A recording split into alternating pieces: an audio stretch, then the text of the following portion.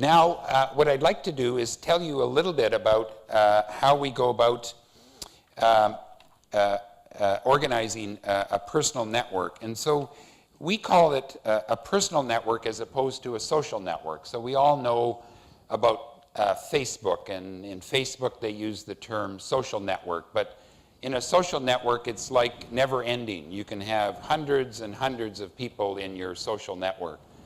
Whereas we are interested in a very personal, private network where everybody knows everybody in the network so that it can provide benefit to the individual that we are developing the network for. So we have a very specific methodology for developing the network, but perhaps the most important tool that I can use to describe to you is this network drawing. So for all of us in this room, I suspect that in the center of this drawing, we would be able to add 2, 3, maybe 4 people.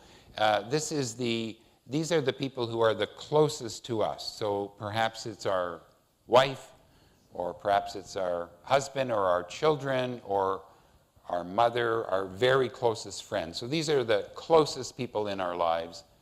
In the next circle are our friends, our close friends. And so, you know, the average person probably has 3, 4, 5 very, very close friends. And then in the next circle are the people that we know, that we may do things with, we participate with, but maybe we're getting to know them, maybe we don't know them very well yet, maybe they will become a close friend, but generally they're people that we just simply like to do things with. And so we call this the circle of participation. And then in the outer circle are the people in our lives who are there because we buy a service from them. We purchase a service. There is an economic exchange. So in my case, I have a doctor, I have a dentist, I have a lawyer, and I work with an accountant. So these are people in my life that I, from time to time, visit and get a service from them and pay them for that. For Gordon, and for most people with disabilities, this outer circle is full. All of the people in the life of a person with a disability are often only the ones who are paid to be there. And in the next circle, the participation circle, there's nobody. And in the close friend circle, there's nobody. And in the center, there may be the father or the mother. It's very few. So it's a very, if you will, challenging situation. And so our job is to change that so that there are people involved in all of those concentric circles. Does that make sense? And the way we do this is we hire people who can see the goodness, who can see the gift of the person.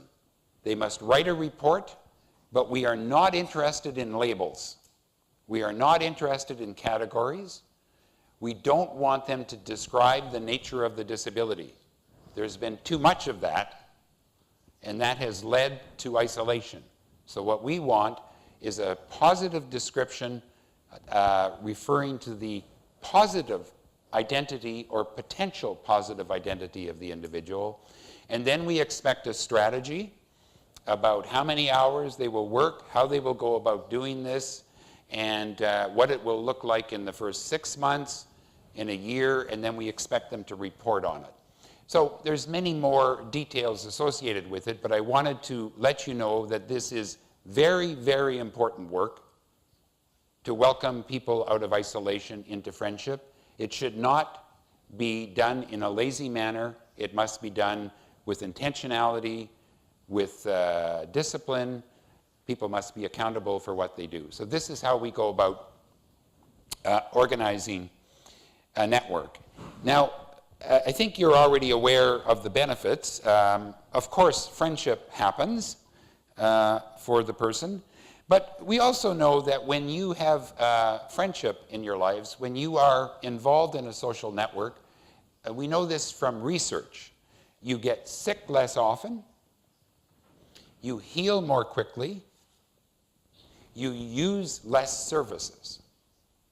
So these are other benefits. You cost less. Government does not have to pay as much, and you have a better life or a fuller life. And of course, in the case of people with disabilities, their families have peace of mind. They can begin to prepare with some focus on their own death and have a good death themselves rather than always being worried about their son or their daughter. And the other benefit is one I mentioned before, which is that the members of the network are very, very appreciative of the reciprocity, of the back and forth that they get, of the good feeling, of the spirit, of the learning that they get by being in a relationship with Gordon or many, many thousands of others. So the biggest lesson I've learned is that we can choose for all vulnerable people to pay attention to the empty part of the bottle or the full part of the bottle. We know, of course, that this bottle is both partially empty and partially full. And the choice we have in our society is which part of the bottle do we pay attention to. When we pay attention to the emptiness, this leads to isolation, it leads to desperation, it leads to more services and more costs, it leads to poorer health. And when we pay attention to the fullness, it leads to a full life. It leads to people becoming human again. It leads to people growing into existence. It leads to people beginning to make a contribution. So this is the biggest lesson that we have learned in our work in Canada and now in the United States and Europe, is that we must be very careful when we are working with vulnerable people, with people who have a problem, and many of us have problems. We must be very careful to pay attention to the fullness of people. Because the truth is that I stand before you today as one social entrepreneur, but I know many, many social entrepreneurs around the world. And I can tell you a secret about these social entrepreneurs. Many of them are empty. Many of them have struggles of their own. They have struggled with addiction, with being unable to control alcohol, or they are no longer on speaking terms with their children. They've had many, many, many partners, many wives.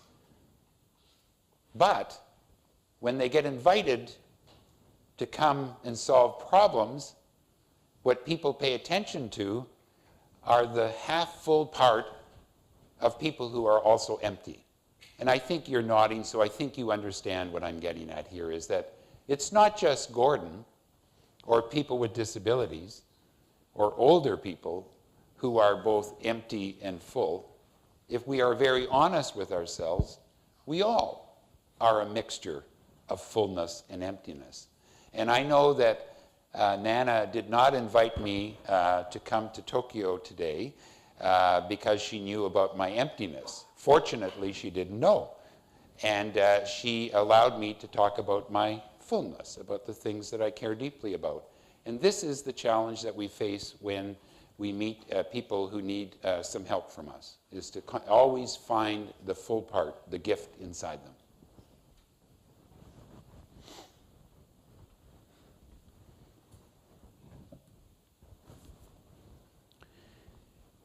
Now, I have to confess to you that things were going very well for us at Plan. Our organization is on the west coast of Canada, and we were coming to the attention of people in the powerful center of Toronto, and foundations were wanting to partner with us, and we were being invited to speak all over Canada, all over the United States. But while this was happening, despite the awards and the success, my wife and I had a crisis, because we realized that no matter how many organizations we founded, no matter how many affiliate organizations, we would not make a very big dent in the social poverty of people with disabilities or their financial poverty. So just when we were at our peak of success, we realized that we were embarking on the wrong strategy. And this is a challenge that many social entrepreneurs will face, is that once you have proven your model and your organization, and once you have replicated it, that by itself will not make the big change. And so what we had to learn was to, I hope this is the right slide here now. This is the lessons learned. So what we began to think about is how can what we have learned in our small organization, how can we take this and spread and scale it so it would be available to everyone, regardless of whether they lived in a city where our organization existed. For us, success would be that it would be in the air, it would be in the water supply, it would be available to everyone. There should have to be no price of admission. Now, this was a challenge we did not understand how to tackle.